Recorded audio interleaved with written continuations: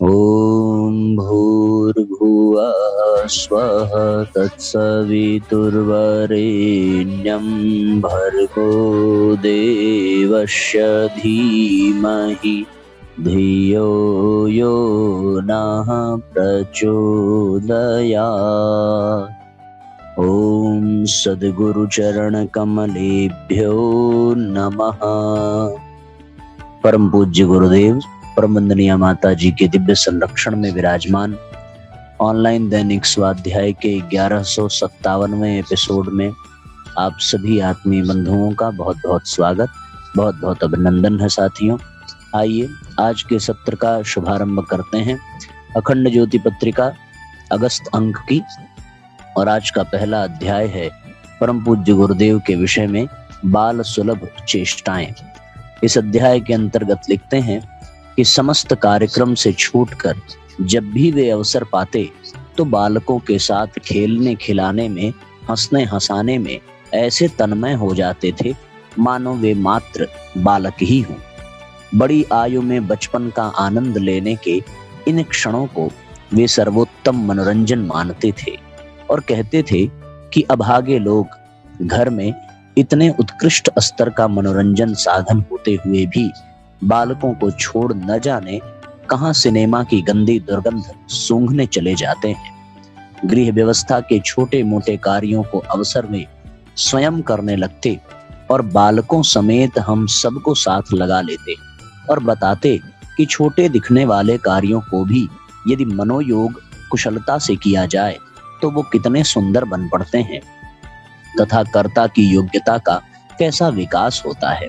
झाड़ू लगाने से, कपड़े धोने से और भोजन बनाने से लेकर टूटी चीजों की मरम्मत करने तक के कामों को सुंदरता पूर्वक कैसे किया जा सकता है, बताने समझाने के लिए वे हम सबको साथ लेकर जब भी सुविधा होती जुट जाते।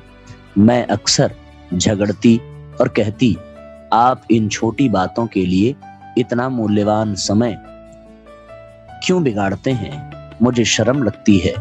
कोई बाहर का देखेगा तो यही कहेगा कि इनकी गृहिणी आलसी और बेशऊर है, अन्यथा घर गृहस्थी के काम स्वयं क्यों करते? वे हंस पड़ते और कहते, इसमें हर्ज ही क्या है?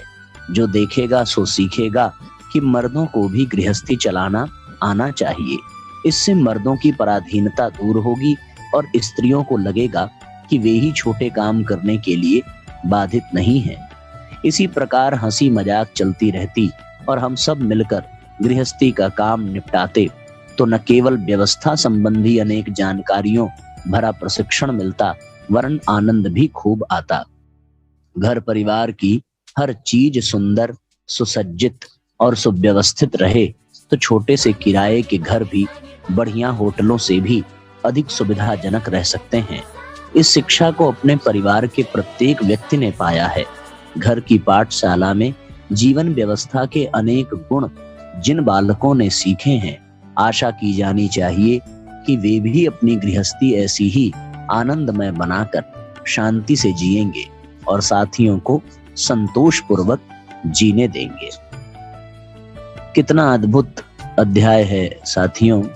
एकदम छोटी छोटी बातें लेकिन दिल को छू जाने वाली, स्पर्श कर जाने वाली, ऐसा सुंदर सूत्र इन पंक्तियों में है। परम पूज्य गुरुदेव का जीवन कितना सादगी भरा, कितना हल्का फुल्का, कितना आनंद से ओतप्रोत था। हम भी चाहें तो अपने घर परिवार में ऐसा वातावरण बना सकते हैं और दुनिया भर की खुशियां अपने घर के आंगन में अनुभव कर सकते हैं।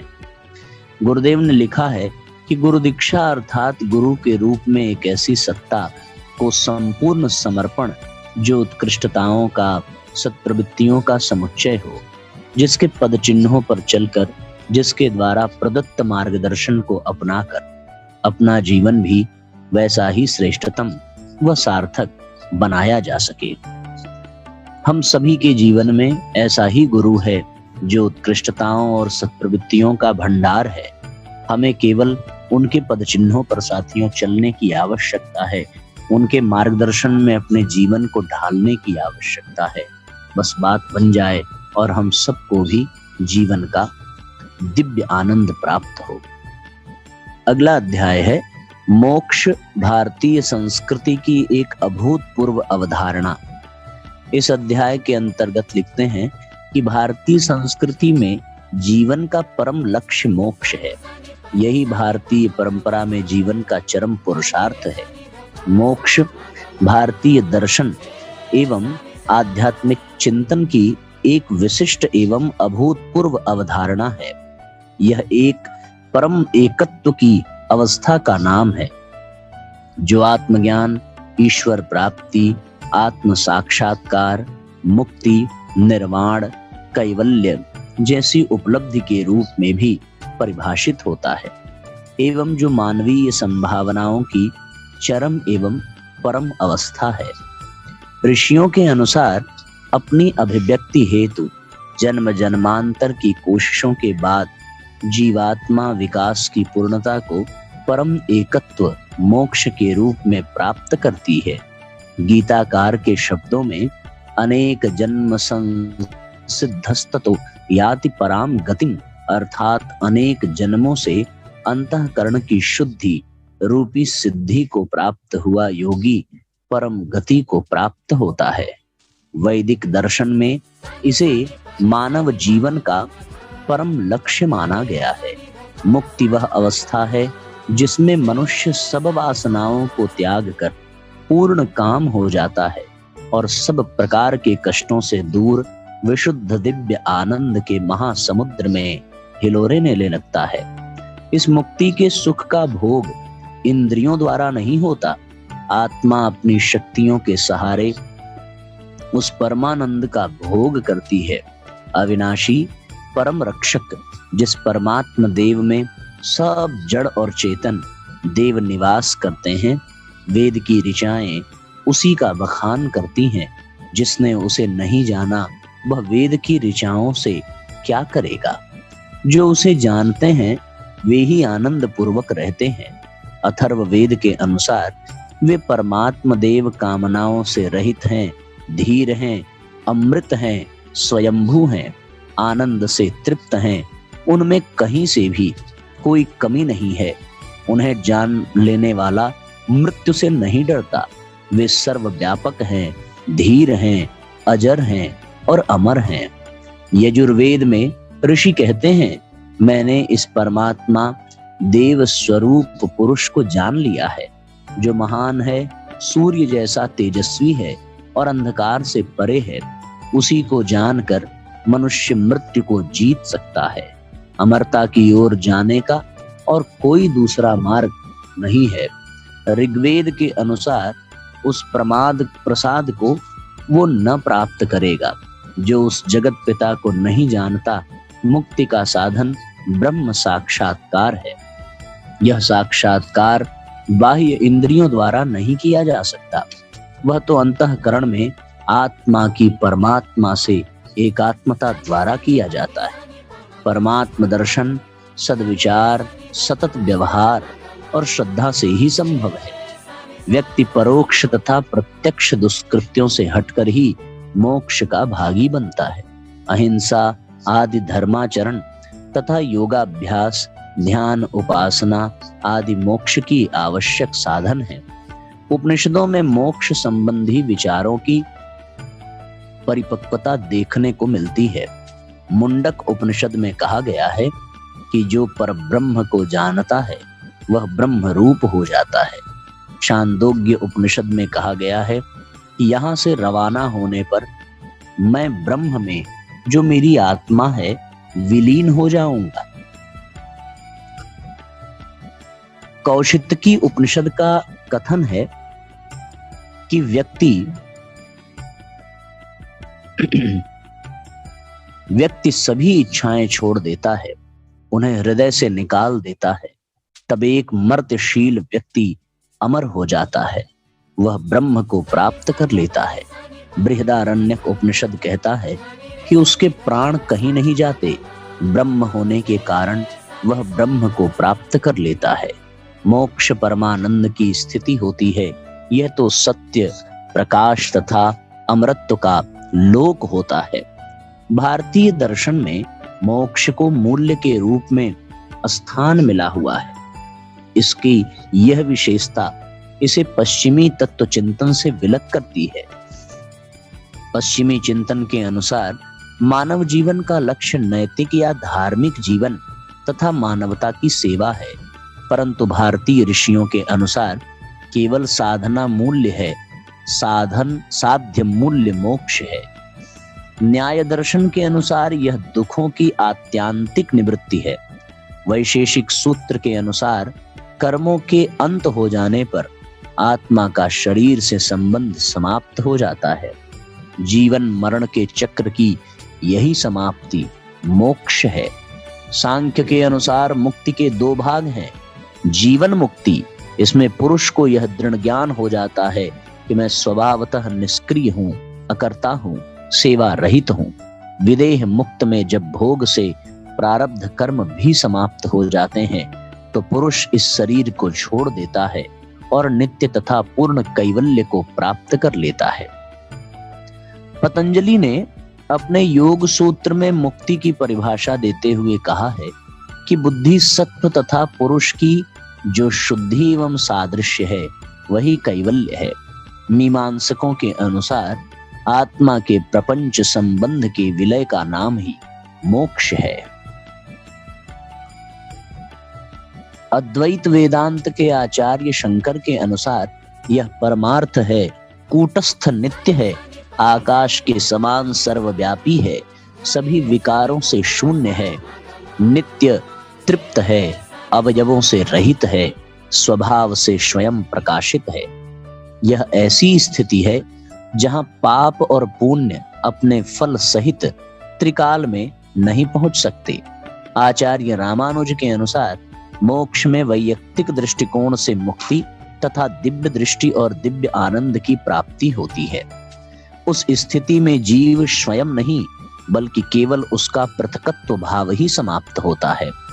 आचार्य निम्बार्क के भेदाभेद वेदांत के अनुसार मोक्ष का अर्थ वैयक्तिकता की समाप्ति नहीं है बल्कि वैयक्तिकता का उस सीमा तक विस्तार है जहां मेरे तेरे की भावना समाप्त हो जाती है। मध्वाचार्य के अनुसार मुक्ति पूर्ण आत्माभिव्यक्ति, आत्म प्रकाशन और आत्म साक्षात्कार, संक्षेप में कहें तो आत्मा की सभी क्षमताओं एवं शक्तियों का प्रकटीकरण है। भगवान बुद्ध के अनुसार निर्वाण मोक्ष उच्छेद है, परंतु यह उच्छेद साधक का नहीं बल्कि लालसा, तृष्णा, जिजीविषा का तथा उसकी तीनों जड़ों राग, जीवन, धारणा की इच्छा और अज्ञान का है। जैन दर्शन के अनुसार पहले से संबद्ध कर्मों से जीवन को छुड़ाना ही निर्वाण कहलाता है। सम्यक दर्शन, सम्यक ज्ञान व सम्यक चरित्र तीनों ही मोक्ष के साधन हैं। आधुनिक आध्यात्मिक चिंतकों में स्वामी विवेकानंद के अनुसार आत्मा और ब्रह्म के तादात्म्य की अवस्था ही मोक्ष है। महात्मा गांधी के अनुसार यह व्यक्तिगत अहम को सामाजिक अहम में मिला देना ही मोक्ष है। स्वामी रामतीर्थ आत्मा और ब्रह्म को एक ही मानते हैं और कहते हैं कि आत्मज्ञान ही मोक्ष है। महर्षि रमण के शब्दों में अहम ब्रह्मास्मि की प्रतीति होना मुक्ति है। श्री अरविंद मोक्ष को ऐसी स्वतंत्रता मानते हैं जो अपने स्वामित्व को पाती है। परम पूज्य गुरुदेव मोक्ष के चिंतन में एक नई व्यापकता विकसित करते हैं, ऐसी व्यापकता जिसमें उपरोक्त सभी निष्कर्षों को अपना अपना स्थान स्वभावतः मिल जाता है। उनके शब्दों में अपने असंयम, असंतोष, अनाचरण से यदि छुटकारा प्राप्त कर लिया जाए तो समझना चाहिए कि अवांछनीयता से छुटकारा मिल गया। देवत्व की उत्कृष्ट आदर्शवादिता व्यक्तित्व में समाविष्ट हो गई तो इसी को मुक्ति समझा जा सकता है। परम पूज्य गुरुदेव के अनुसार मुक्ति का शब्दार्थ है बंधन मुक्त होना। बंधन तीन ही हैं, लोभ, मोह, अहंकार। इन्हीं को वासना, तृष्णा, संकीर्ण अहमता भी कहते हैं। ये ही वास्तविक बंधन है। इन लिप्सा लालसाओं से जो स्वयं को मुक्त कर लेता है, समाज का एक विनम्र घटक बनकर सेवा साधना में संलग्न रहता है। उसी के बारे में यह समझना चाहिए कि जीवित रहते ही उसने मुक्ति प्राप्त कर ली। जीवन मुक्त होने का तात्पर्य बंधन मुक्त होना है। इन बंधनों का कारण अज्ञान है। आंतरिक अज्ञानता के कारण व्यक्ति अपनी कामनाओं वासनाओं की आंधी में उड़ते फिरने को ही स्वतंत्रता समझते रहता है। मोह माया तृष्णा अहमता वासना कामना की आकर्षक मादक मदिरा अंतस चेतना को सदा लुभाती रहती है। शरीर और मन को रुचिकर इन मदिराओं और मादकताओं का त्याग ही मुक्ति है। भवबंधन माया पाश आदि के नाम से जिस तमिश्रा का अध्यात्म क्षेत्र में हेय वर्णन किया जाता है वह और कुछ नहीं, मात्र विलास और स्वामित्व की तृष्णा भर है। इस भार से हल्का होते ही आत्मा विश्व आकाश में स्वच्छंद पक्षी की तरह विचरने का आनंद लेने लगती है। इसी को जीवन मुक्ति कहते हैं। इस तरह मुक्ति का वास्तविक संबंध अंतस चेतना से ही है। आत्म चेतना में ही आत्म स्वातंत्र्य निहित है। बिना आत्म चेतना के बाहरी स्वतंत्रताएं बहुधा परतंत्रताओं का ही छद्म रूप धारण करती है। मुक्ति का एकमात्र उपाय यही है कि हम आत्म सत्ता की सत्यता को स्वीकारें, उसे यथार्थतः जानें, उसके प्रति अज्ञान भाव न पाले रहें। जीवन के प्रत्येक क्रियाकलाप उसी केंद्रीय प्रकाश से निर्देशित नियंत्रित हों, वासनाओं के अंधड़ आवेग से नहीं। तभी हम सर्वोच्च पुरुषार्थ मुक्ति के अधिकारी होंगे। और यह कोई चमत्कार या रहस्य नहीं है। यह तो जगत और आत्मा दोनों का वास्तविक तत्व जानने तथा इस बोध को व्यक्तिगत चेतना की सहज स्थिति बना डालने की साधना है। बाह्य स्वतंत्रताएं आंतरिक मुक्ति से गुंथी रहती हैं। जिस सीमा तक आंतरिक मुक्ति होगी उसी सीमा तक बाह्य स्वतंत्रता भी होगी। यही मोक्ष है। अनुभव कर सकते हैं यहाँ पर विभिन्न विभिन्न ग्रंथों एवं अनेकानेक महापुरुषों के द्वारा जो मोक्ष की परिभाषा दी गई है उसको यहाँ पर वर्णित किया गया है। तत्पश्चात तदुपरांत परम पूज्य गुरुदेव की धारणा मोक्ष के प्रति क्या है और फिर उसे कैसे पाया जा सकता है, यह सारा निष्कर्ष अंत में हम लोगों ने पढ़ा कि आत्मदेव की सत्यता को जान लेना, आत्म भाव में जीना, अनेक अवांछनीयताओं से मुक्ति प्राप्त कर लेना ही मोक्ष है। किसी भक्त का यह आशा करना कि भगवान उसके इशारों पर नाचने के लिए सहमत हो जाएगा आत्म प्रवंचना भर है। भक्त को ही भगवान के संकेतों पर कठपुतली की तरह नाचना पड़ता है। भक्त की इच्छाएं भगवान पूरी नहीं करते, वरन भगवान की इच्छा पूरी करने के लिए भक्त को आत्मसमर्पण करना पड़ता है।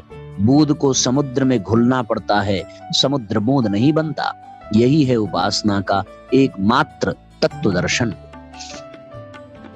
तो इस तरीके से हम समझ सकते हैं साथियों कि भगवान की भक्ति, भगवान की इच्छा पूर्ति में ही भगवान के हम प्रिय पात्र बन सकते हैं। आइए अब आज का अगला और अंतिम अध्याय हम सभी पढ़ेंगे। वृद्धावस्था से सिद्धावस्था की ओर। वेदांत दर्शन में जीवों के 4 भेद किए गए हैं, बुद्ध, बद्ध, मुमुक्षु, साधक और सिद्ध। जो जीव संसार के पाशों से बंधा हुआ है, जो जन्म मृत्यु के भ्रमण चक्र में फंसा हुआ है, वह बद्ध कहलाता है, बंधा हुआ। बद्ध मनुष्य को यह ज्ञान ही नहीं होता कि वह संसार के पाशों से बंधा हुआ है, वह जन्म मृत्यु के चक्र में फंसा हुआ है। वह तो इसे ही अपने नियतिमान दुखों और कष्टों से भरा हुआ जीवन जीने को विवश होता है, मजबूर होता है। उसे तो यह भी ज्ञान नहीं होता कि जिन सांसारिक सुखों को वह वास्तविक सुख मान बैठा है वे क्षणिक हैं और अंततः दुखदायी भी। उसे यह भी पता नहीं होता कि कोई शाश्वत सुख भी है जिसके समक्ष सारे भौतिक सुख, विषयगत सुख, सांसारिक सुख बड़े ही बौने, छोटे, तुच्छ और क्षणिक हैं। वह दुर्लभ मनुष्य शरीर, मनुष्य जीवन पाकर भी पराधीन होता है, परतंत्र होता है। वह इंद्रियगत विषयगत क्षणिक सुखों में डूबा गुलामी भरा जीवन जीता हुआ सदा शाश्वत सुख से वंचित होता है। वह अपने वास्तविक सच्चित आनंद स्वरूप से अनभिज्ञ होता है। वह स्वयं को शरीर मात्र मानता है और तदनुरूप सोचता, विचारता और निकृष्ट जीवन जीता, और अंततः अपने दुर्लभ मनुष्य जीवन को पाकर भी वह खाली हाथ ही रह जाता है।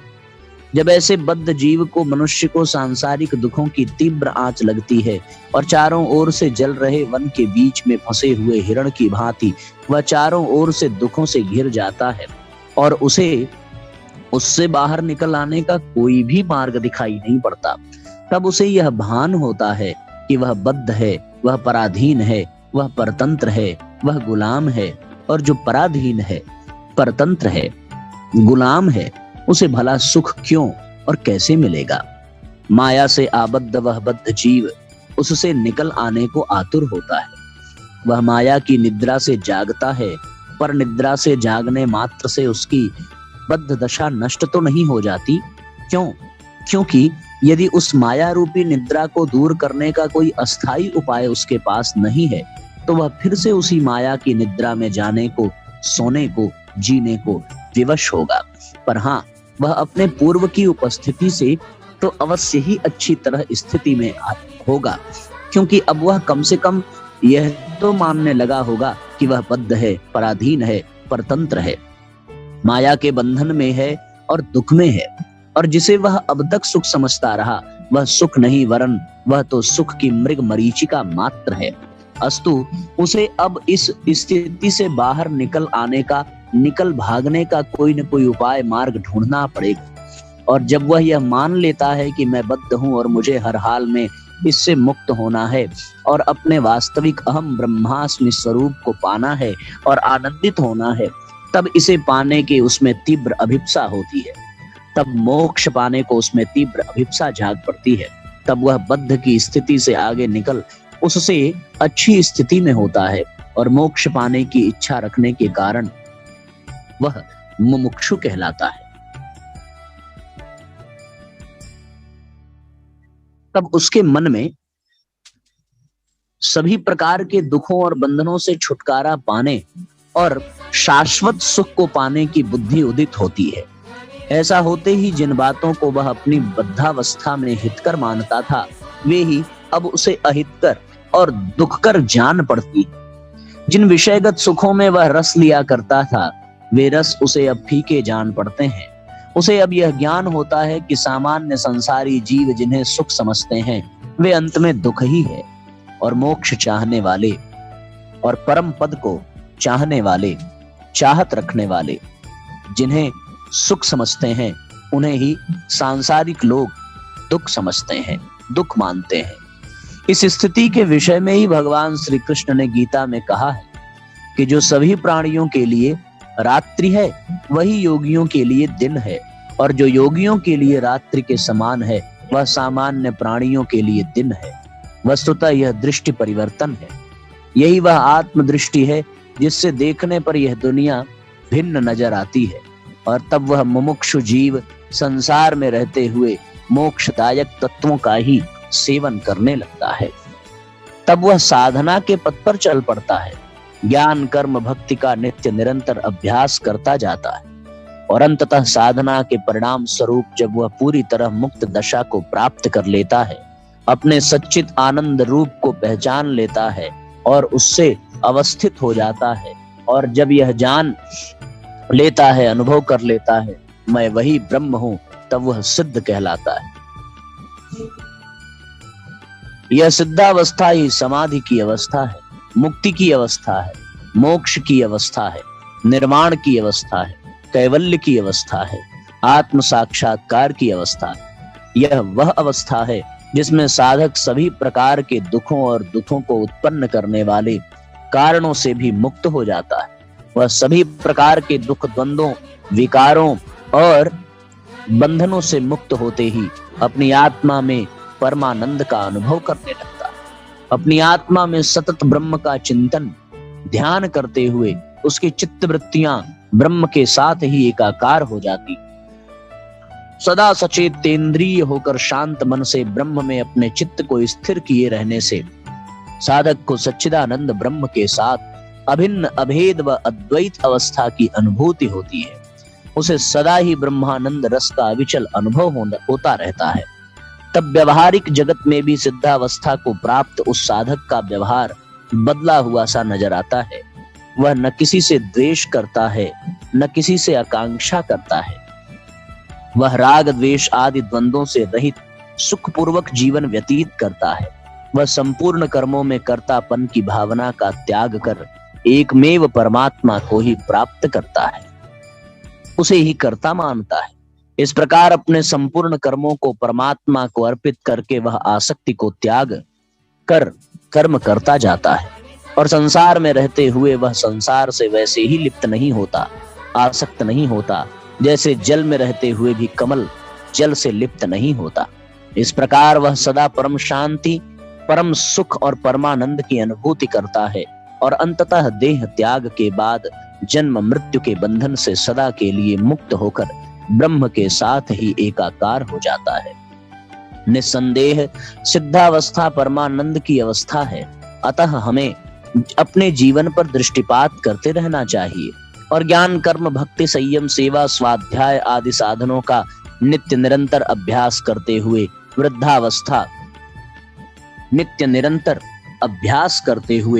वृद्धावस्था की ओर, बद्धावस्था से सिद्धावस्था की ओर अग्रसर होते रहना चाहिए।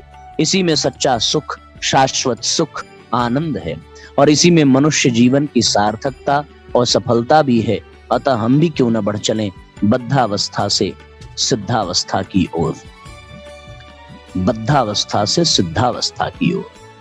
तो बद्ध, मुमुक्ष, साधक और सिद्ध, ये 4 स्तर बताए गए हैं वेदांत दर्शन में जीवों के, और एक एक करके हम एक एक सीढ़ी चढ़ते चलें, जीवन धन्य हो जाएगा। अब आइए आज के सत्र को विराम दें गायत्री मंत्र साथ साथ। ओम भूर्भुवः स्वः तत्सवितुर्वरेण्यं भर्गो देवस्य धीमहि धियो यो नः प्रचोदयात्। सभी आत्मीय बंधुओं को बहुत बहुत प्रणाम, सबको बहुत बहुत धन्यवाद जुड़ने के लिए। आइए कल हम लोग मिलेंगे। हाँ ठीक है ना, सबको प्रणाम, नमस्कार, सबको शुभ रात्रि, जय राम जी की।